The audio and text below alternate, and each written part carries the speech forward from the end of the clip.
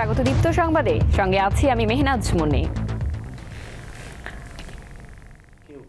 সরকার জাতীয় নির্বাচন আয়োজনের সম্ভাব্য যে সময়ের কথা বলছে তাতে জনগণের প্রত্যাশা পূরণ হয়নি, এমনটাই মত বিএনপির স্থায়ী কমিটির সদস্য আমির খসরু মাহমুদ চৌধুরী ও মেজর হাফিজ উদ্দিন আহমেদের। তারা বলেন, নির্বাচন এবং এই ব্যবস্থার স্বচ্ছতা নিয়ে রাজনৈতিক দলগুলোর সঙ্গে সরকারের আলোচনা দরকার। 2025 সালের শেষ দিক থেকে 2026 সালের প্রথমার্ধের মধ্যে নির্বাচনের সময় নির্ধারণ করা যায়। বিজয় দিবসে জাতির উদ্দেশ্যে দেয়া ভাষণে প্রধান উপদেষ্টা ডক্টর মোহাম্মদ ইউনূস জাতীয় নির্বাচনের সম্ভাব্য সময় জানান। পরদিন তার প্রেস সচিব প্রধান উপদেষ্টার বক্তব্যের পুনরাবৃত্তি করেন।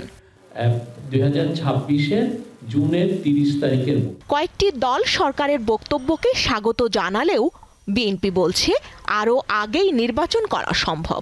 আমার তো মনে হয় না যে প্রত্যাশা অনুযায়ী হচ্ছে, কিন্তু এই যে নির্বাচনকে ডিলে করার যে একটা প্রবণতা, এটি আমার কাছে খুব সুখকর বলে মনে হচ্ছে না। এর মধ্যে বিশৃঙ্খলা আসছে, দেশের মধ্যে আইন শৃঙ্খলা পরিস্থিতি খারাপ হয়ে যাচ্ছে। চট্টগ্রামে একজন আইনজীবীকে জবাই করে হত্যা করা হয়েছে, এগুলো তো সামাল দেওয়া যাচ্ছে না। প্রতিবেশী একটা বৃহৎ রাষ্ট্র হস্টাইল টুয়ার্ডস বাংলাদেশ, সুতরাং এগুলো মোকাবেলা করতে হলে শক্ত সরকার দরকার। এই পুতু এনজিও সরকার দিয়ে এগুলো মোকাবেলা করা যাবে না। আমরা সব কিছু নিয়ে আলাপ আলোচনা করছি, তো নির্বাচনের কবে হবে সেটা নিয়ে আলোচনার প্রয়োজন আছে না। নির্বাচনের ব্যাপারে ঐক্যবদ্ধ থাকতে হবে, এখানে দ্বিমতের তো কিছু নাই। যত বেশি বিলম্বিত হবে তত বেশি দৈনন্দিন রাষ্ট্র পরিচালনা আরো কঠিন হবে, এটা তো খুবই স্বাভাবিক। তত্ত্বাবধায়ক সরকার ব্যবস্থা নিয়ে তারা বলেন, অবাধ, সুষ্ঠু ও গ্রহণযোগ্য নির্বাচনের জন্য সরকারের নিরপেক্ষতা খুব গুরুত্বপূর্ণ। এই সরকার যদি নিরপেক্ষতা বজায় রাখতে পারে, তাদের নিরপেক্ষতা নিয়ে যদি কোনো প্রশ্ন না উঠে, তাহলে তারা তত্ত্বাবধায়ক সরকারের দায়িত্ব নিলে কেউ আপত্তি করবে না। দেশের জনগণ যেহেতু অধিকাংশই চায় তত্ত্বাবধায়ক সরকার, সুতরাং এই ব্যবস্থাটাই বাংলাদেশে প্রতিষ্ঠিত হবে বলে আমরা আশা করি, এবং তত্ত্বাবধায়ক সরকার ছাড়া সুষ্ঠু নির্বাচন হবে না। নির্বাচন ও তত্ত্বাবধায়ক সরকার ব্যবস্থার বিষয়ে রাজনৈতিক দলগুলোর সঙ্গে অন্তর্বর্তী সরকারের সংলাপেও গুরুত্ব দেন বিএনপির এই দুই জ্যেষ্ঠ নেতা। স্বস্তিকা সিংহ, দীপ্ত সংবাদ, ঢাকা। রাজধানীর করাইল বস্তিতে আগুনের ঘটনায় 20টির মতো ঘর পুড়ে গেছে। বুধবার বিকেল 4:15টার দিকে বস্তিতে আগুন লাগে।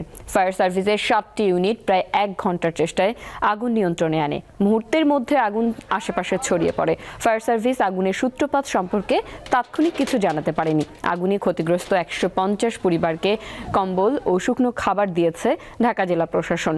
শুকনো খাবারের মধ্যে 10 কেজি চাল, 1 কেজি ডাল, 1 লিটার তেল, 1 কেজি লবণ ও 1 কেজি চিনি ও মশলা রয়েছে।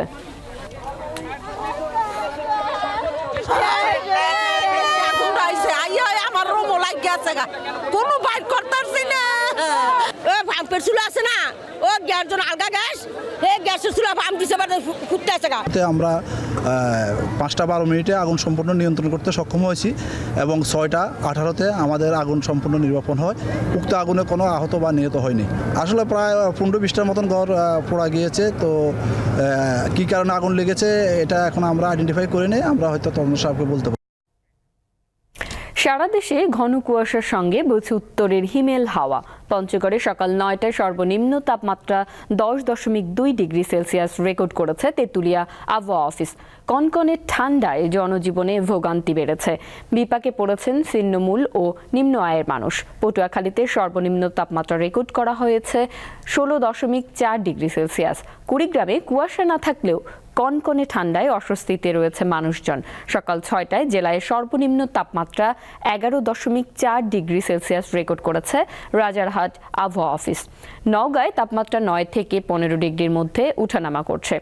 গ্রামাঞ্চলে শীতার্থরা খড়কুটো জ্বালিয়ে উষ্ণতা নেয়ার চেষ্টা করছে। হাসপাতালগুলোতে বৃদ্ধি পাচ্ছে শীতজনিত রোগে আক্রান্তের সংখ্যা। এর মধ্যে শিশু ও বয়স্কদের সংখ্যাই বেশি।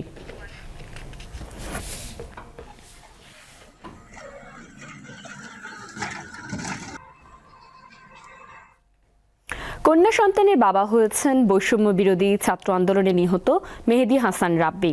নবজাতকের আগমনে মাগুরার শহীদ পরিবারে এখন আনন্দের পরিবর্তে বিষাদের ছায়া। আসামিদের দ্রুত শাস্তির আওতায় আনার দাবি স্বজনদের। ফুটফুটে এই শিশুটি পৃথিবীর আলো দেখেছে, তবে এই আনন্দ মুহূর্ত যেন তীব্র বেদনা ভর করে আছে পুরো হাসপাতাল জুড়ে। কারণ জন্ম নেয়ার আগেই এতিম হয়ে গেছে শিশুটি। নবজাতককে কোলে নিয়ে কতই না খুশি হতেন বাবা মেহেদী হাসান রাব্বি, কিন্তু তিনি আজ নেই। বৈষম্য বিরোধী ছাত্র আন্দোলনের সময় 4 আগস্ট মাগুরায় পুলিশের গুলিতে নিহত হন তিনি। ছিল তার বাচ্চা হবে, আদর করে নিয়ে বেড়াবে, গাড়ি কিনবে, গাড়িতে করে নিয়ে বেড়াবে। বিকেলে কত খুশি হয়েছে, আমার সাথে গল্প করিতে। সে এখন নেই, দেখতে পারল না। চিকিৎসকরা বলছেন মা ও মেয়ে দুজনই ভালো আছে।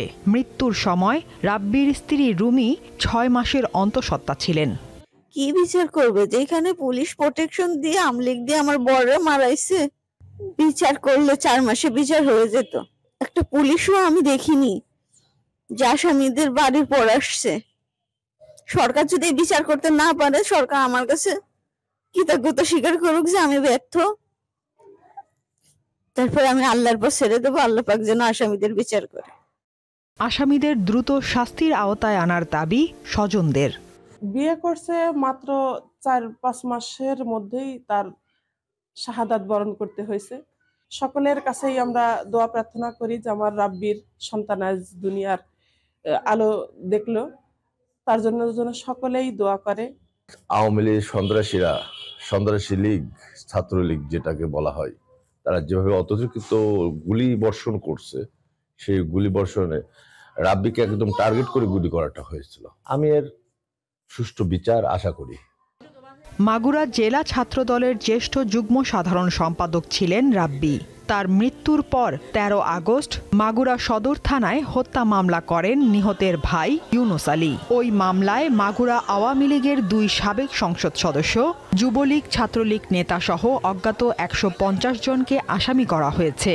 তবে এখন পর্যন্ত কাউকে গ্রেফতার করতে পারেনি পুলিশ। দীপ্ত, বার্তা কক্ষ। আকিজ মোটরসের উদ্যোগে অনুষ্ঠিত হলো বৈদ্যুতিক যানবাহন ও গতিশীলতা শীর্ষক ব্যবসায়িক সম্মেলন। 14 ডিসেম্বর রাজধানীর তেজগাঁওয়ে আকিজ সেন্টারে এটির আয়োজন করা হয়। এই সম্মেলনের মূল উদ্দেশ্য বৈদ্যুতিক যানবাহনের ব্যবহার ও নিরাপত্তা সংক্রান্ত বিষয়াদি তুলে ধরা। এছাড়া ভবিষ্যতে বাংলাদেশে বৈদ্যুতিক যানবাহনের সম্ভাবনার বিষয়ে আলোচনা করা হয়। সম্মেলনে প্রধান অতিথি হিসেবে উপস্থিত ছিলেন এফডিসিসিআই এর অ্যাডমিনিস্ট্রেটর মোহাম্মদ হাফিজুর রহমান। বিশেষ অতিথি হিসেবে উপস্থিত ছিলেন আকিজ মোটরসের সিইও শেখ আমিন উদ্দিন, বুয়েটের অধ্যাপক শামসুল হক সহ অনেকেই।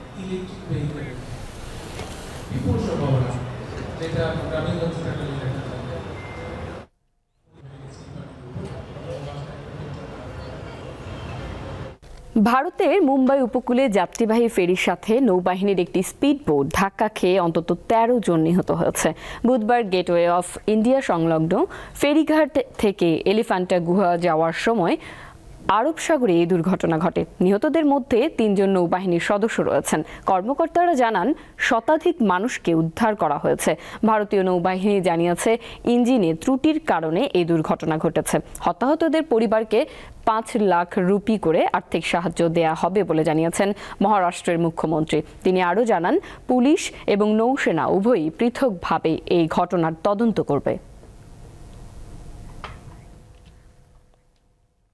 ফিলিস্তিনের গাজায় যুদ্ধবিরতি নিয়ে একটি চুক্তির আলোচনা চলার মধ্যেই ইসরায়েলি হামলায় 38 জন নিহত হয়েছে। চিকিৎসকেরা জানিয়েছেন ইসরায়েলি বিমান হামলায় উত্তরের শহর বেইত লাহিয়ার একটি বাড়িতে কমপক্ষে 10 জন নিহত হয়েছে।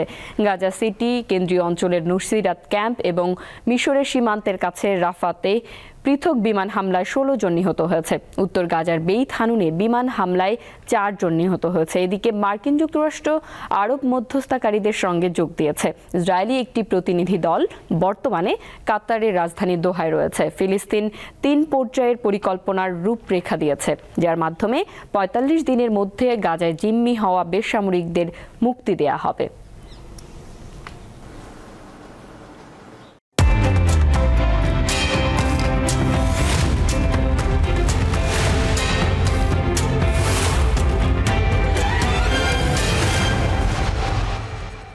দর্শক, এবারে জানাবো এক নজরে দৈনিক পত্রিকার শিরোনাম।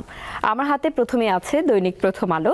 তাদের প্রধান শিরোনামে জায়গা পেয়েছে জুলাই আগস্টের একটি প্রতিবেদন, বেওয়ারিশ হিসেবে দাফন, পরিচয় শনাক্তের চেষ্টা কম। রায়ের বাজার কবরস্থানে বেওয়ারিশ হিসেবে দাফন করা হয় 114টি মরদেহ, তাদের অনেকেই গণ অভ্যুত্থানে নিহত। এরপরে রয়েছে তাবলিগের বিরুদ্ধে 4 প্রাণহানি, ইস্তেমা মাঠে যে সংঘর্ষের ঘটনা সেটি একটি স্থান পেয়েছে তাদের প্রতিবেদনে। এছাড়া এবার ধবল ধোলাইয়ে চোখ বাংলাদেশের, ওয়েস্ট ইন্ডিজের বিপক্ষে বাংলাদেশের টি20 ম্যাচ নিয়ে একটি প্রতিবেদন রয়েছে। এরপরে রয়েছে দৈনিক সমকাল। তাদের প্রধান শিরোনাম, ইস্তেমার মাঠ দখল নিয়ে সংঘর্ষ, ঝরল 4 প্রাণ। তাবলিগ জামাতের 2 পক্ষ মুখোমুখি, 144 ধারা জারির পর ফাঁকা হলো তুরাগ তীর। সংঘর্ষের দায় পরস্পরের উপর চাপাচ্ছেন সাদ ও জুবায়েরপন্থীরা। হত্যায় জড়িত কাউকে ছাড় নয় বলে জানিয়েছেন স্বরাষ্ট্র উপদেষ্টা। এছাড়া রয়েছে 10 ট্রাক অস্ত্র মামলার ঘটনায় যে একটি রায়ের ব্যাপার, সেটি বাবর সহ 6 জন খালাস, সাজা কমল পরেশের, এটিও পাশাপাশি একটি তাদের প্রতিবেদনে। এরপরে আছে দৈনিক ইত্তেফাক। তাদের প্রধান শিরোনাম, ইস্তেমা মাঠে সাদ ও জুবায়েরপন্থীদের সংঘর্ষ, নিহত 4, আহত শতাধিক, 144 ধারা জারি, সেনা ও বিজিবি মোতায়েন। এছাড়া রয়েছে একটি ছবিতে তারা দেখিয়েছে কায়রোতে প্রধান উপদেষ্টা গিয়েছেন যে D8 সম্মেলনে যোগ দিতে। প্রধান উপদেষ্টা ডক্টর মোহাম্মদ ইউনুস গতকাল কায়রো আন্তর্জাতিক বিমানবন্দরে পৌঁছালে তাকে স্বাগত জানান মিশরের পাবলিক বিজনেস সেক্টর মন্ত্রী প্রকৌশলী মোহাম্মদ শিমি। এছাড়া সাদপন্থীদের ইস্তেমা করার সুযোগ নেই বলেছেন মাওলানা মামুনুল হক, এটিও একটি রয়েছে।